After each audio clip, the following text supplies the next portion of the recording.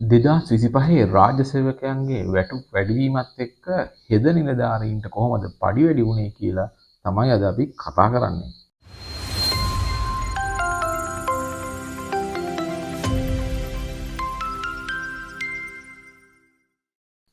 විශේෂයෙන්ම අලුත් පත්වීම අරන් එන නර්ස් කෙනෙක් නම් ඔයාට හම්බෙනවා මෙන්න මේ පඩිය.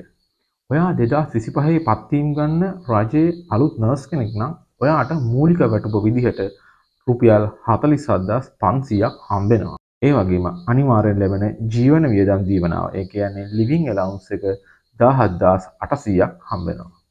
ඒ වගේම තමයි SD ඇලවුන්ස් එක. මේක ඔයාලට රුපියල් 6000ක් හම්බෙනවා. මේකත් අනිවාර්යෙන් හැම මාසෙම හම්බෙන එකක්. ඒ වගේම තමයි මීට අමතරව ඔයාට OT එකක් හම්බෙනවා.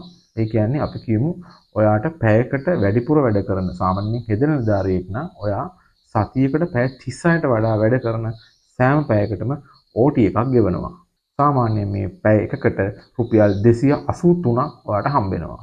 ඒ වගේම තමයි රජයේ නිවාඩු දින අනිත් විදිහට ගත්තොත් සති විවේක දින PH සහ day off වලට මේවා එකක් ඔයා කරලා තියෙනවා නම් ඒකටත් ඔයාලට රුපියල් 1800ක පමණ මුදලක් හම්බෙනවා එක දවසකට. ඉතින් අපි මේ ඔක්කොම එකතු කරාම බලමු ඔයාලට කීයක් විතර ඔයාගේ අතට හම්බෙනවද කියලා. අපි මුලින් කිව්ව මූලික වැටුප ඒ කියන්නේ 47500යි, ජීවන වියදම් දීමනාව 17800යි, ඒ වගේම SD allowance එක රුපියල් 6000යි. මේක අනිවාර්යෙන් හම්බෙනවා. අපි කියමු ඔයා මාසෙටම OT පැය 100ක් කරලා තියෙනවා. එතකොට ඔයා දන්නවා 283 වැඩි කරන්න ඕනේ අර පැය 100. එතකොට 28300ක් පමණ මුදලක් වෙනවා. මේ අපි කියන්නේ උදාහරණයකට. සමහර මාසවලට ඔයාට මේ 100ට වඩා අඩු වෙන්නත් පුළුවන්. සමහර වෙලට මාසවල මේ 100ට වඩා වැඩි වෙන්නත් පුළුවන්. ඒ ඔයා වැඩ කරන රෝහල සහ යුනිට් එක අනුව වෙනස් වෙන්න පුළුවන්. ඒ වගේම තමයි අපි කියමු ඔයා රජයේ නිවාඩු දින, ඒ කියන්නේ පොහොය හරි රජයේ වෙනත් නිවාඩු දින දෙකක් වැඩ කරා ඒ මාසේ. එතකොට ඔයාට රුපියල් 1800 දෙකක් වෙනම හම්බ වෙනවා. ඒ කියන්නේ 3600 පමණ මුදලක් හම්බ වෙනවා. ඉතින් මේ ටික ඔක්කොම එකතු කරාම OT 100ක් කරන නර්ස් කෙනෙක්ගේ කීයද ගාණ කියලා අපි බලමු.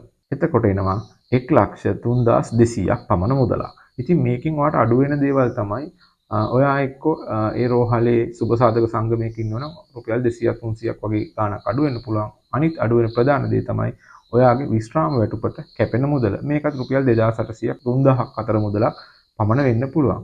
එතකොට අපි බලමු මේ සියල්ල අඩු කරාට පස්සේ ඔයාගේ අතට කීයක් විතර ලැබෙනවද කියලා. ඉතින් ඔයාට අනිවාර්යෙන් රුපියල් ලක්ෂයකට වඩා ඔයාගේ අතට හම්බ වෙනවා. මේ අපි කතා කරන්නේ OT පැය 100කට වඩා කරන නර්ස් කෙනෙක්ගේ වැටුප. ඉතින් ඔයා මේ රුපියල් ලක්ෂයක් ගන්නවා නම් ඔයාට මේකට ටැක්ස් කැපෙන්නේ වර්තමානයේ තියෙන ටැක්ස් රේට් එක අනුව. ඒ කියන්නේ ඔයා රුපියල් 1,50,000ට වඩා වැඩි නම් ගන්නවා නම් පමණයි ටැක්ස් එකක් කැපෙන්නේ. නමුත් ඉහළ ග්‍රේඩ් වලදී මේ වගේ විශාල මුදලක් ඔයාට සැලරි විදිහට හම්බ වෙනකොට එතකොට ටැක්ස් කැපෙනවා. නමුත් මේ මුදලට 1,49,990ට අඩුවම් තියෙනකොට ටැක්ස් එකක් කැපෙන්නේ නැහැ. ඉතින් ඔයා අලුතෙන් පත්වීම ගන්න නර්ස් කෙනෙක් නම් මේක තමයි ඔයාට හම්බෙන වැටුප. ඒ වගේම තමයි කවුරු හරි රාජ්‍ය හෙද සේවයට එන්න බලාපොරොත්තු වෙන කෙනෙක් නම් ඔයාටත් මේ වැටුප මීට වඩා සෑම අවුරුද්දකින්ම වැඩි වේගෙන තමයි මේ අලුත් රජයේ ප්‍රතිපත්ති අනුව වෙලා තියෙන්නේ. ඉතින් ඔයා කැමති නම් රාජ්‍ය සේවයට ඉස්සරහට හෙද සේවයට එන්න අනිවාර්යෙන් ළඟදීම මේ අවුරුද්ද දවසක මාසෙක විශේෂයෙන් සැප්තැම්බර් ඔක්තෝබර් මාසවල ගැසට් එකේ කියලා අපි බලාපොරොත්තු වෙනවා. එතකොට අවුරුදු 3ක් YNTC එක ඉගෙන ගත්තට පස්සේ ඔයාට ශ්‍රී ලංකා හෙද සේවයට ඇතුල් වෙන්න පුළුවන්. තව දෙයක් කියන්න අමතක වුණා. ඒ තමයි ඔයා අලුතෙන් පත්වීම ගත්ත නර්ස් කෙනෙක් නම් ඔයාගේ ඩියුටි ලියන්න, ඒ කියන්නේ ඔයා ඉන්න රාජකාරි ලියන්න, ඔයාගේ කලින් දේවල් ලියන්න මේ පොතක් ඩයරියක් විදිහට හදලා තියෙනවා. ඉතින් මේක ඔයාට මිලදී ගන්න පුළුවන් අපි පහළ නම්බරයට WhatsApp මැසේජ් එකක් එවන මේ සම්බන්ධව සම්පූර්ණ වීඩියෝ එකකුත් පහළ ලින්ක් එකේ ඩිස්ක්‍රිප්ෂන් එකේ අපි දාන්නම්. ඒකත් ගිහිල්ලා බලන්න. ඉතින් සියලු දෙනාට සුබ දවසක්.